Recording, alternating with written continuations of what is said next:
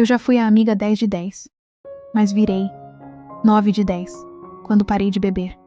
Caí para 8 de 10 quando virei a amiga que dorme cedo. 7 de 10 quando os rolês se tornaram um momento com Jesus. Fui 6 de 10 quando priorizei minha família. Caí para 5 de 10 quando me afastei de algumas pessoas que não pensam da mesma forma que eu.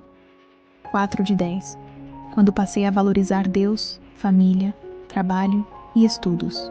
3 de 10 quando parei de frequentar certos lugares. 2 de 10 quando finalmente aprendi a dizer não. 1 de 10 quando deixei de ser o amigo topa tudo. Então você aprende que não é aos outros que precisa agradar. Se mantenha firme em seu propósito, mesmo que isso custe lugares e pessoas.